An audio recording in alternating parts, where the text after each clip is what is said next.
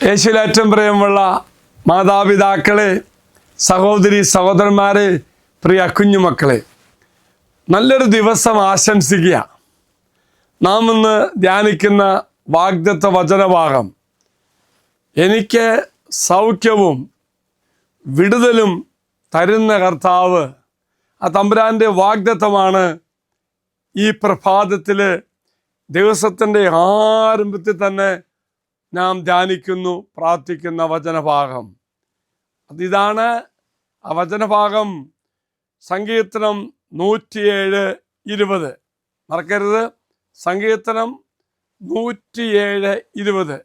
വചനഭാഗം ഇങ്ങനെയാണ്: അവൻ തൻ്റെ വചനം അയച്ച് അവരെ സുഖപ്പെടുത്തി, അവരുടെ നാശത്തിൽ നിന്നും അവരെ വിടുവിച്ചു. അച്ചൊന്നോടെ വചനഭാഗം വായിക്കാം. അതായത് അവൻ, ദൈവം, തൻ്റെ വചനം അയച്ച് സുഖപ്പെടുത്തുന്ന കർത്താവ്. രണ്ടാമത്, അവരുടെ നാശത്തിൽ നിന്നും അവരെ വിടുവിച്ചു. പ്രിയമുള്ളവരെ, സൗഖ്യവും വിടുതലും തരുന്നു. എങ്ങനെയാ? അവൻ്റെ വചനം അയച്ച്. വചനം അയച്ചെന്ന് പറയുമ്പോൾ അവൻ തന്നെയാണ്. വചനമാണ് മാംസം ധരിച്ചത്. അപ്പോൾ വചനം അയച്ചെന്ന് പറയുമ്പോൾ ദൈവം തന്നെയാണ് സൗഖ്യവും വിടുതലും തരുന്നത്.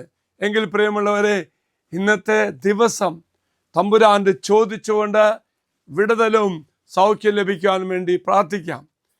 അടുത്ത് ഒന്ന് ചിന്തിച്ച്, ദൈവം തൻ്റെ ശക്തമായ വചനം ഉപയോഗിച്ച് വിടുവിക്കുക. അതാർക്കാ കിട്ടുന്നത്? തന്നോട് നിലവിളിക്കുന്ന ദുരിതത്തിലായവർക്ക് ശാരീരികവും ആത്മീയവും വൈകാരികമായ രോഗശാന്തിയും വിടുതലും തരുന്നു. അതാണ് പ്രത്യേകത. ആരാണ് ദൈവത്തെ വിളിച്ചപേക്ഷിക്കുന്നത്? ആരാണ് ദൈവത്തെ വിളിച്ച് കരയുന്നത്? അങ്ങനെയുള്ളവരെ, അവർ ഏത് അവസ്ഥയിലാണോ, ദുരിതത്തിലോ ദുഃഖത്തിലോ വേദനയിലോ രോഗത്തിലോ ബന്ധനത്തിലോ അടിമത്തത്തിലോ ആസക്തിയാൽ കലുഷമായ ഒരു ജീവിതമാണെങ്കിലും, ആ ഒരു അവസ്ഥയിൽ നിന്നും ഞാൻ എൻ്റെ കർത്താവിനെ നോക്കി വിളിച്ചാൽ സമഗ്രമായ ഒരു വിടുതൽ തരും, സമഗ്രമായ ഒരു സൗഖ്യം തരും. ആത്മീയവും ശാരീരികവും മാനസികമായ ഒന്നാണെന്ന് കർത്താവിൻ്റെ വാഗ്ദത്തത്തിൽ പറയുന്നു. തമ്പുരാൻ്റെ വാഗ്ദത്ത വചനത്തിൽ പറയുന്നു.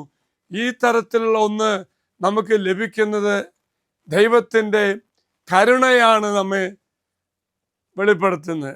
പ്രിയമുള്ളവരെ, ദൈവവചനത്തിൻ്റെ ശക്തി, വചനത്തിൻ്റെ ദിവ്യമായ ശക്തി ഒരു ഉപകരണമാണ്.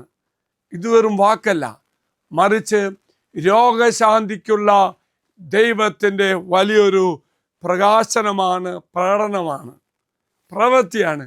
എങ്കിൽ പ്രിയമുള്ള സഹോദരി സഹോദരന്മാരെ, ദൈവത്തിൻ്റെ വചനം ശക്തിയാണ്. ആ വചനം പാറമേലടിക്കുന്ന കൂടമാണ്. എന്താ അർത്ഥമാക്കുന്നത്? പാറ പോലെ ഉറച്ച എൻ്റെ ജീവിതത്തിലെ ബന്ധനങ്ങളും തകർച്ചകളും അടിമത്തങ്ങളെല്ലാം ദൈവം വചനമയച്ച് അടിച്ച് തകർക്കുന്ന പോലെ, പ്രിയമുള്ളവരെ, നമ്മുടെ ജീവിതത്തിലെ സമഗ്രമായ മേഖലകൾ ദൈവത്തിൽ നിന്നും ശക്തിയും അനുഗ്രഹവും അഭിഷേകം സ്വീകരിക്കാൻ സാധിക്കണം. മറക്കരുത്, രോഗശാന്തി വിടുതൽ എല്ലാം തന്ന് കർത്താവ് നമ്മെ അനുഗ്രഹിക്കും. ഇത് വാഗ്ദത്ത കൂടാരം. സമർപ്പിച്ചോളൂ. നിന്റെ ജീവിതത്തിൽ ഏതെല്ലാം തരത്തിൽ തമ്പുരാൻ ഇടപെടണം എന്ന് നീ ആഗ്രഹിക്കുന്നു, അതെല്ലാം സമർപ്പിച്ചോളൂ.